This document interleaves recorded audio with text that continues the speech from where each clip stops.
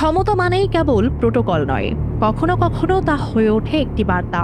আর সেই বার্তা যদি শুরু হয় দেশের সর্বোচ্চ নির্বাহী পদ থেকে, তাহলে তার প্রতিধ্বনি ছড়িয়ে পড়ে প্রশাসনের প্রতিটি স্তরে। ক্ষমতা গ্রহণের শুরু থেকেই নিজের বেতনের 10% টাকা সরকারি কোষাগারে ফেরত দিচ্ছেন প্রধানমন্ত্রী। শুধু তাই নয়, একই আহ্বান জানিয়েছেন মন্ত্রিসভার সদস্যদেরও। সেই আহ্বানে সাড়া দিয়ে মন্ত্রী এবং প্রতিমন্ত্রীরাও তাদের বেতনের 10% সরকারি কোষাগারে জমা দেওয়া শুরু করেছেন। সংখ্যার হিসাবে হয়তো মাসে মাত্র কয়েক লাখ টাকা, কিন্তু প্রতীকী দিক থেকে এটি একটি কৃচ্ছ সাধনের এক গুরুত্বপূর্ণ বার্তা।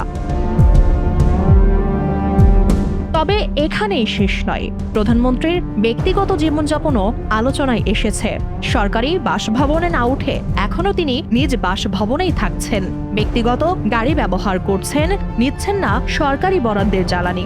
অথচ মন্ত্রিসভার অধিকাংশ সদস্য ইতিমধ্যেই সরকারি বাসভবন, গাড়ি চালক ও অন্যান্য সরকারি সুবিধা ব্যবহার করছেন।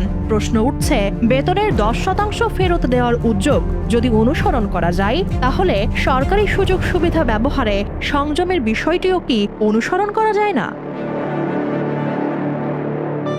বিশ্লেষকদের মতে প্রকৃত কৃচ্ছ সাধন কেবল বেতনের একটি অংশ ফেরত দেওয়াই সীমাবদ্ধ নয়।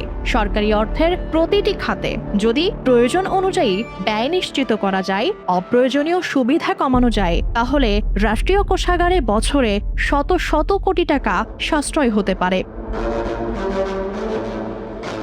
শুধু মন্ত্রী প্রতিমন্ত্রী নন, সচিব থেকে শুরু করে সরকারের উচ্চ পদস্থ কর্মকর্তারাও যদি একই মানসিকতা ধারণ করেন, তাহলে সেটি হতে পারে রাষ্ট্র পরিচালনায় নতুন এক দৃষ্টান্ত।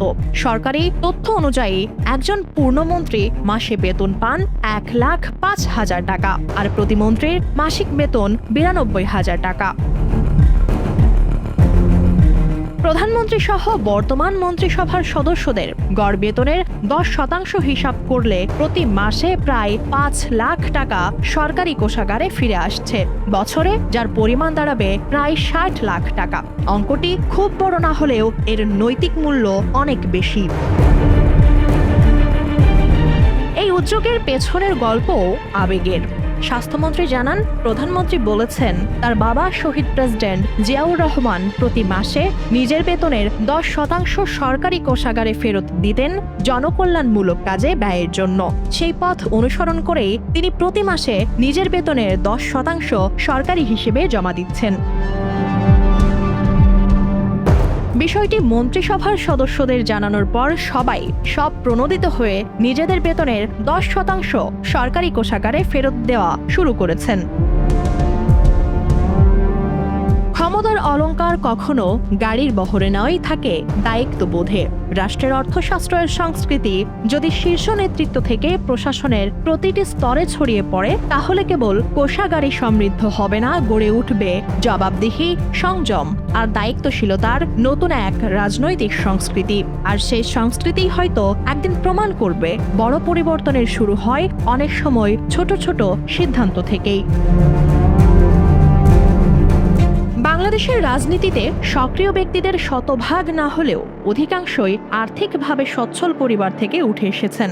একইভাবে রাষ্ট্রের উচ্চপদস্থ আমলাদের ক্ষেত্রেও দিন আনি দিন খায় এমন বাস্তবতা নেই। তাই সরকারি বেতন, ভাতা কিংবা নানা সুযোগ সুবিধায় তাদের জীবন ধারণের একমাত্র অবলম্বন, একথা সাধারণ মানুষ সহজে বিশ্বাস করবে না। রাষ্ট্র পরিচালনার মূল দর্শন যদি হয় জনসেবা, তবে সেই সেবার অঙ্গীকার থেকে জনপ্রতিনিধি, মন্ত্রী কিংবা উচ্চপদস্থ কর্মকর্তারা তাদের প্রাপ্য সুযোগ সুবিধার একটি বড় অংশ স্বেচ্ছায় ত্যাগ করতে পারেন। ব্যক্তিগত প্রাচুর্যের চেয়ে যদি জাতীয় স্বার্থকে বড় করে দেখা যায়, তবে বছরে শত শত কোটি টাকা রাষ্ট্রের কোষাগারে সাশ্রয় হবে। আর সেই অর্থ আবার জনগণের কাছেই ফিরে আসতে পারে হাসপাতাল, শিক্ষা, কৃষি, অবকাঠামো কিংবা দরিদ্র মানুষের কল্যাণে। একজন নেতার ত্যাগ প্রায়ই হাজার মানুষের অনুপ্রেরণা হয়ে ওঠে। শীর্ষ নেতৃত্ব যদি সংযমের পথ দেখায়, তবে সেই সংস্কৃতি প্রশাসনের প্রতিটি স্তরে ছড়িয়ে পড়তে পারে। তখন কৃচ্ছ সাধন কেবল একটি নীতির নাম হবে না, এটি হবে রাষ্ট্র পরিচালনার নতুন এক সংস্কৃতি।